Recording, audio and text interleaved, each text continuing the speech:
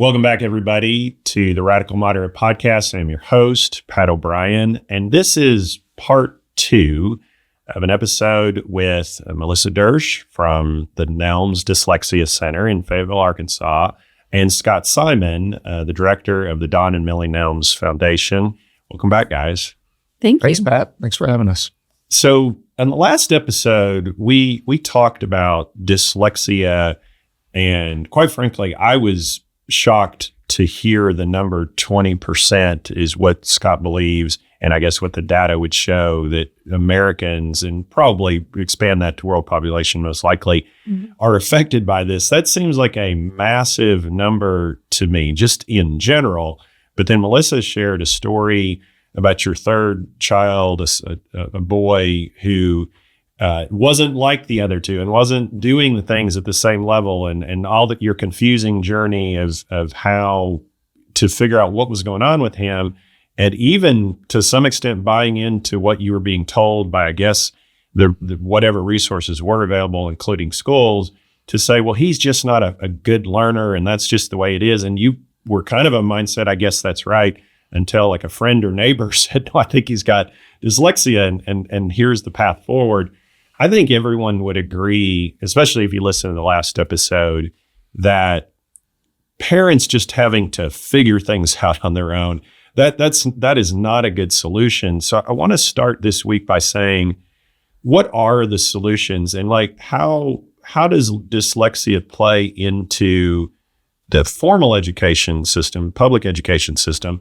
But also, I know Scott in the last episode was talking about, in the very early ages, 3, 4, 5, so much of the social effects of having dyslexia are hitting these kids. Well, not everybody sends their kids to preschool. So like, I'm wondering, what do families do? How do they educate themselves? How do they even know, like, I'll say this, and my wife has taught me so much. I've only been married for a year and a half. And I've learned so much from her. And one of the things she used to I've got 2 stepkids, and the one thing she said about them is, anybody can have a baby, right? Like, I mean, smart people who aren't as smart, anybody can have a baby, and they don't give you a manual. And most of it is you just figure it out. And how curious are you about what to do? So whichever one of you wants to start. A baby's born, like, how does a parent know that they should be looking for something? Melissa, why don't you start? So it's interesting because when parents are bringing their oldest child to us to see if dyslexia might be a cause of their difficulties, they're typically older. Maybe if the child is severely dyslexic, they might come first or second grade. But if they aren't as severely dyslexic and they've been compensating, they can make it till about third, even fourth grade before the problems become real. When they bring their second dyslexic child, it's kindergarten, right? Because they know what to look for. And so I think just building awareness in the communities and in our education settings of what is it that we're looking for, because it's not actually the letter reversals in first grade, because that's developmentally normal. What we're looking for are oral language difficulty remembering the alphabet, days of the week, months of the year, those kinds of things, mispronouncing words. My fourth child also had dyslexia, and for her, I knew exactly what I was looking for. And she had older siblings, and they were always making quesadillas in the microwave, and she would say, "I want a diarrhea." I was in, no, honey, you want a quesadilla? She would say, yes, quesadiarrhea. No, still no. So I knew very early that she was going to need attention with phonemic awareness and developing some of those oral language skills that would help her be more successful in reading. It still took remediation for her, but we were on it. We knew right away. So building that awareness and that knowledge in our communities is really important. Here's a question. Is any of this hereditary? I mean, why do people get dyslexia? So there's more than 100 genes related to dyslexia. Some of them, are environmentally expressed, but it runs in families. It's related to your genetics. So building off what Melissa said, There's some good resources on the Nelms Dyslexia Center website on what parents can look for. Oftentimes there's links to other organizations like understood.org, great organization supported by a variety of foundations around the country that provides a lot of information for parents. What's fortunate is if you're a parent in Arkansas, wondering about how your child is, because Arkansas has so many laws related to dyslexia, and we have a Department of Education that's really focused on it and working on it. One of our state leaders is named Vicki King. She's awesome, really leads the community. Students are being screened, twice a year in the early ages, for dyslexia and other learning differences. And then, are supposed to be getting, the proper instruction. So that's from the laws and the Department of Education, but how that translates down into the world, within the public schools is very, very varied. I want to go back to the schools, but I had a thought. What about doctors? Doctors who are giving them their shots and this sort of thing. Have there been efforts to try to get doctors to screen in any form or fashion so that you could catch it earlier? Doctors are not trained in dyslexia. It's been my experience. They really don't know what they're looking for. And I don't know if there are a lot of efforts to change that, but and also let me add, but what we do, and part of the Dyslexia Center's work is just a tremendous amount of outreach in public programs. So have met with, even though they've only been open, for less, a year and a few months, have met with a half dozen, different groups, just sharing information to help people who are working with young children sort of learn what to start looking for and know where to go for information. Because though the Dyslexia Center's, fee-based, nonprofit for its assessments and therapy and training, it also has a community mission. And the way Don built in the funding and the structure for the organization is that, we could attract the best trained, experienced people, and they have the time to help. People pay for the services, right? But they are there and they have the bandwidth to help people navigate through this. And that's what they do, day in, day out. And so that's either for the professionals in the community working with kids and for parents. Well, it sounds like schools is going to be, the best and fastest place to start. But I just want to throw out there that if there's a dean of a medical school listening to this, my question would be, if people, by whatever year of your residency, that you're going to be a pediatrician, why would there not be some more extensive formal training for them to say, picking up these early signs? Because it sounds like with any type of thing, the sooner you start understanding that it's there, the better. And I guess a question also along those lines, do we generally consider this a medical situation versus an eye situation? That if a doctor was doing it, is it more likely that an eye doctor is going to pick up on this? To me, it sounds like it's a medical condition. It's a neurological condition, right? Well, that's a little bit of the controversy. And why we love controversy here on the Radical Moderate. So let's talk about that. Well, it's part of why it's not treated in as consistent a way across states and places, because it has not been considered a medical condition because there's not a medical solution. Right. The solution for it is educational. So the testing that we do for it is educational. And that's kind of where it stands right now. Gotcha. There's no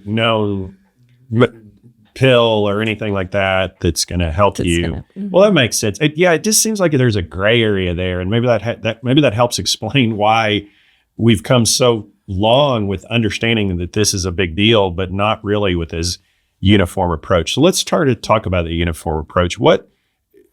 Let's talk about teachers specifically. I mean, they're probably the ones who are understanding this on the front lines because they're trying to teach, and they're probably seeing the differences with children.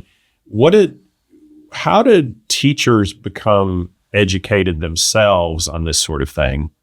Well, that's also been an area where we are trying to make improvements. For a long time, there was very little dyslexia information given in higher education. And we've had really good research on dyslexia, on what it looks like, how to treat it. We've had good programs, good information for decades. The problem is getting it from the research community, the dyslexia community, into the education community. And that's another thing that's happening in the state of Arkansas, where that is an example to the rest of the country. We are getting dyslexia education programs into higher education.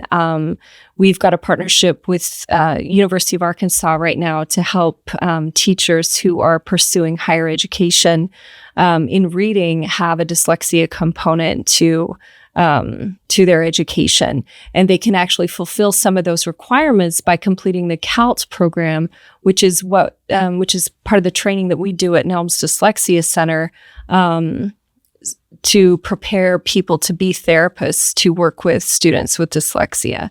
And that's really what needs to grow in the state of Arkansas. We need to have more therapists trained to those standards, that certification standard. And we can talk about that a little bit more if you'd like. Do you call that type of therapy, does it have a specific name? Because I'm thinking it's probably not speech therapy necessarily, because that's not where the... No, it's actually called academic language therapy. So academic language is reading and writing, basically. So it's reading and writing, reading and spelling therapy for students with dyslexia. And we have professional organizations that exist to maintain standards for people who are trained in that dyslexia therapy. We have one of those organizations is called ALTA. And we have a chapter here in Arkansas that's very active. And they kind of set the standards for what dyslexia therapist training looks like. By the way, y'all are really pumping up Arkansas. It sounds like somebody did some good work over the years to get this started. It's very good to hear.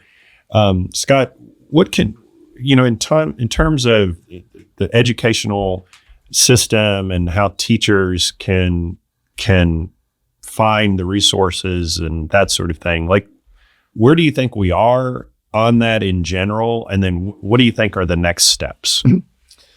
Thanks for asking. Well, what's great is, the Department of Education is really emphasizing the opportunities for teachers that are working with kids with dyslexia to get trained properly. So they're giving those kids what they need. And becoming a certified academic language therapist is really the gold standard for the background and the knowledge, to help those students. Based on just a little bit of numbers work, we probably need at least one of that level trained dyslexia therapist teacher for every public school building, at least. In larger buildings, they'll need 2. And so we need 1,500 certified academic language therapists in the public, at least in the public schools alone. That doesn't count the private schools. And you're just talking about the state of Arkansas. Just the state of Arkansas. Do you have a sense of how many we do have? And currently we have a few hundred, certified. We, the collective dyslexia community. So there's a lot of work to do. So we know what's needed. The profession is well organized and growing. And so now it's just training more teachers that are interested in this field. And it's a lot of work and investment. It's a 2-year program. 2 years, 200 hours of classroom, 700 hours of clinical work with students. So 7 young students, 700 hours of practice. Because dyslexia, exists in a 3-dimensional continuum. The great line, when you've met one student with dyslexia, you've met one student with dyslexia. So these teachers need only very explicit training, but a lot of experience with all sorts of students so they can be able to, give them what they need. And so it's a big commitment. Most of the trainees that go through these programs say, yeah, this is a lot harder than my master's. And then they have to do 10 observed lessons that are graded, by their instructors, who also acts as mentors. And then they have to pass a national exam. So it's very rigorous. But what we see, in Arkansas across the country is that if you're a student and you have somebody who's actually trained to be able to help you learn how to read, you're going to learn how to read. Unfortunately, most of the country doesn't have, organized dyslexia programs. And even in Arkansas, currently we allow people with 6 hours of training to use curriculum to work with students with dyslexia. That is not enough. Those students deserve more. And my analogy would be this. Hey, if your child is having problems and they go to the doctor and they go, oh my gosh, they've got a brain tumor. Who do you want working on your child? Do you want a dentist working on your child or a dental hygienist? No. You want, a doctor who's, done brain surgery. And so that's what we need. More well-trained people working with our students. It's the most important thing. Something that popped in my mind, I'm wondering if there's any misdiagnosis because of the behavioral issues that sometimes dyslexic kids who haven't been told they're dyslexic have.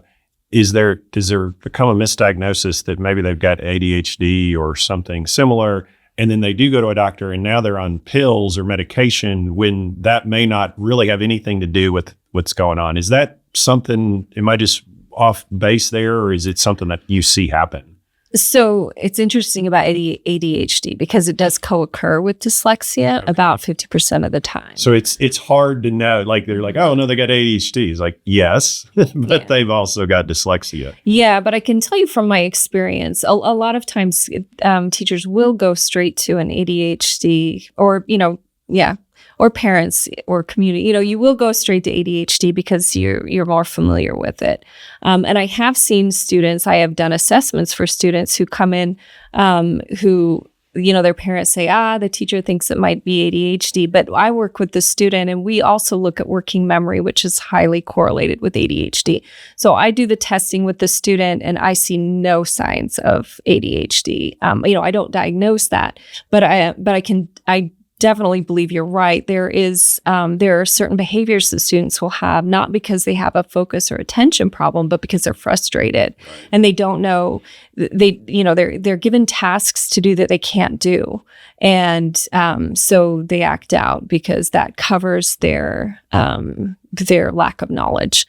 So then it could become a behavior, kind of a masking of what the real problem is. So I know that does happen. Well, and one, not really what your center's focused on, but one of the things that I've just wondered about is there been a rush in this country to say, well, that kid's ADHD, let's give him some medication. And then now somehow that's going to solve the problem. And I don't doubt that many kids need some medication. I wonder if some kids are getting over-medicated. That's just something I'd like to explore.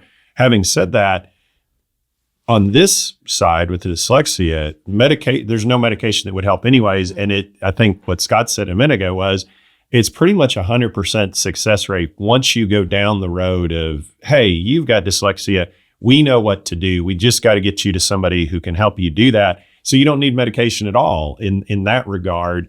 And yet, if you were to go out there, I think in the public, you'd hear a lot more about ADHD and that sort of thing, a lot of discussion, and it's a big deal and all that.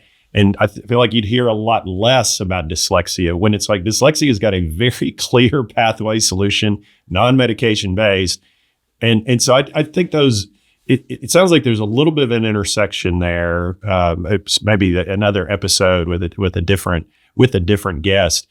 We've been talking a lot about the education system. Let me ask about just families in general. Let's say that you're in an area that maybe doesn't have the certified therapists at the schools, but you want to get started right now. What can parents do themselves to be empowered and start at least trying to mitigate some of the effects that the dyslexia is having on their children?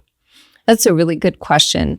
Parents might not be trained to deliver structured literacy programs for their kids, but there are a lot of things that they can do while they're waiting for that intervention or searching for that intervention, to build their child up and to find their strengths, to find those gifts that their children have, and invest in those gifts. They're also, when it was my first dyslexic child, I thought, I don't want to give them audiobooks. That feels like cheating. But audiobooks actually are some of the best tools you can use with your dyslexic children, because the better their oral language skills are, the easier it will be to remediate dyslexia. Plus, they get this love of stories, this enjoyment of the stories. They start to understand the functions of literature. And all of those oral language skills that you're building with them with audiobooks. So as a parent, what I always recommend, you might not be in charge of their intervention, but there's so much you can do to build that child up. Give them a love for literacy, but also find their gifts, find out if they're, an amazing mathematician, or a sport, if it's sports, if it's cheerleading, if it's, whatever it is, invest in that child so that they can build the resilience that it's going to take to become literate, because it's hard. It's hard for them. Even though we have the right tools, even though we're competent and we're giving this remediation in the best way possible, it is still hard. They're doing a ton of work. These kids work incredibly hard. I mean, with their therapist, they are wiring their brain for reading when their brain is not wired for that. It's wired for other things, a bunch of other, major neurological advantages. I mean, it hurts. Can I build on some things you said? Because it really is the most, parents almost have like two jobs. First, all right, make sure your student's getting what they need. Get them a certified academic language therapist, but then be in their corner. Don't hover over them worrying. Figure out what they're good at, celebrate that. When they're making progress, celebrate it. A friend of mine was talking about his son just a couple of days ago. Super bright kid, very athletic, problem solver, leader, but, has dyslexia, so really difficulty in reading. So all the expectations on grades are just, hey, don't worry about it. But what this dad was telling me is in history class, big class, excellent high school, and it's history. So lots of reading, lots of writing. But when the teacher needs somebody to go above and beyond on an insightful situation or question, there's only 3 people he's going to pick in class. The person who's going to be the valedictorian, another, very intellectual and accomplished student, and, this person's son, because he's the thinker. He's the out-of-the-box thinker. He's the problem solver. And so just that teacher notices that student's ability and goes to him and highlights it, and that his parents, the student feels comfortable telling his parents, and his parents say, yep, because he knows you're one of the smartest ones in that class. You're the one that's going to have the insights. Just celebrates that thing is going to help boost that student's self-esteem so they can power through all the difficult work that they got to do and all the embarrassment and stuff that just comes with being a student, in a traditional educational program. So noticing their abilities, celebrating them, helping them find their passions and their strengths, working on those, let that be part of your home life. That's going to be the best gift you can give those students. That's going to power them through. I want to throw out a premise, and just tell me if I'm being crazy or if there might be a little bit to it.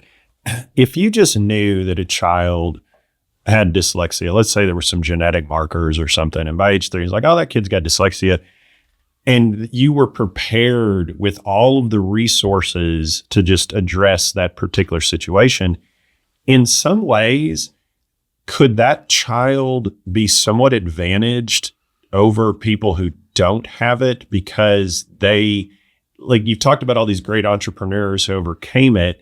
Is there a chance that they might actually be in a better situation for success in life? Or what are your thoughts on that premise? I'm going to interrupt for a second. So the entrepreneurs didn't overcome it. They just lived with it. They understood their gifts and their strengths, and they explored and exploited those. And that's one of the important concepts for anyone with dyslexia or parents to know. It's going to be with you for your whole life. It's got challenges, but there are neurological advantages. So the sooner you recognize it and deal with it, the sooner you can go on figuring out, who am I? Who am I going to be? What am I going to rock and roll with? Yeah. And so to give you, just from my own personal experience, my second child who had dyslexia, my fourth child, but my second one with dyslexia, I knew from, the time she was a toddler that there was probably dyslexia. It did not make learning to read and spell any easier for her, really.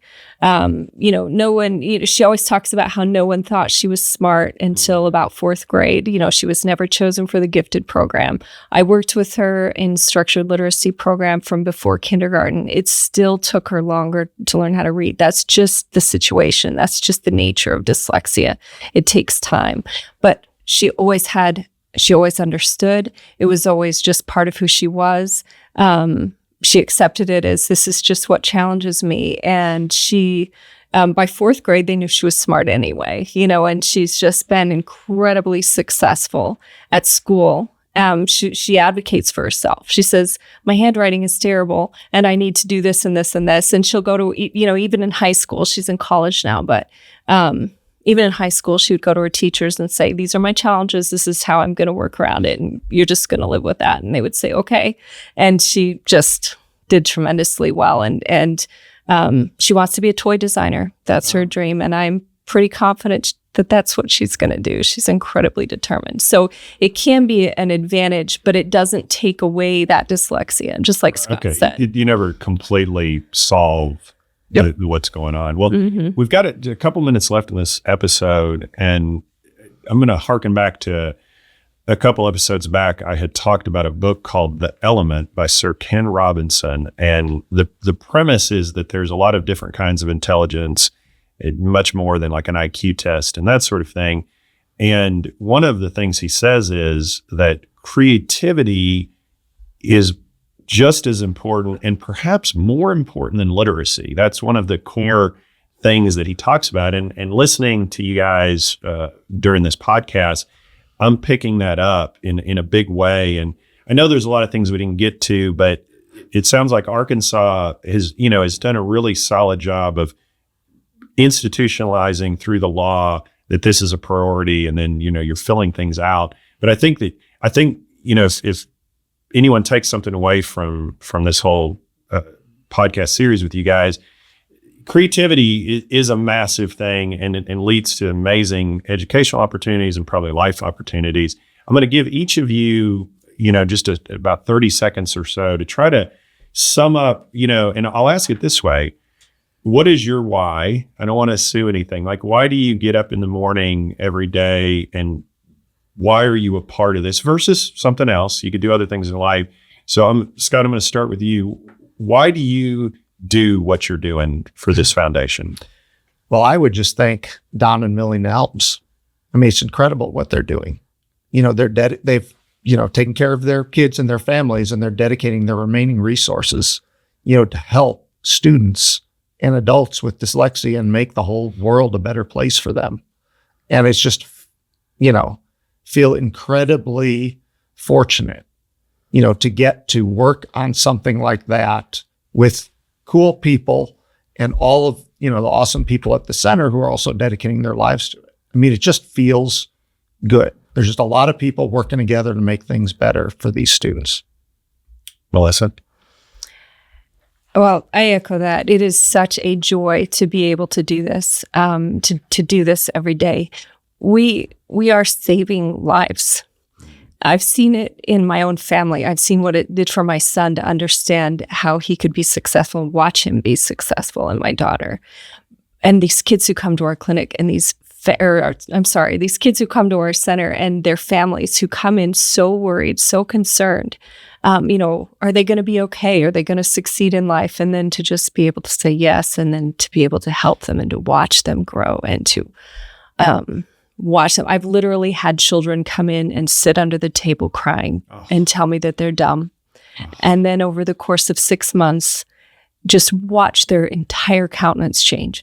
And their parents will say, they're good at math now, and they're good at history, and they're good at all these things and I said, well, I haven't been teaching them math. It's not the math, it's the confidence that they need to know that they're smart and that they can try new things, they can be good at things. So yeah, it's the opportunity to save lives and save families. And it is a joy to be able to do that. Those are really good whys, and I'm really glad that the two of you can join me today. I would just, in conclusion, tell my audience, if you are listening to this and you're in this situation or know a neighbor or that sort of thing that's in this situation, reach out to the Nelms Center, or reach out to someone. Just get started, because if you think there's a problem, there probably is. I mean, 20% of the population is what you've stated today, and it would be easy for me to get up and do what you guys do, given how passionate you are about it. Folks, that wraps up this episode. I want to thank everyone for listening to the POV of POB.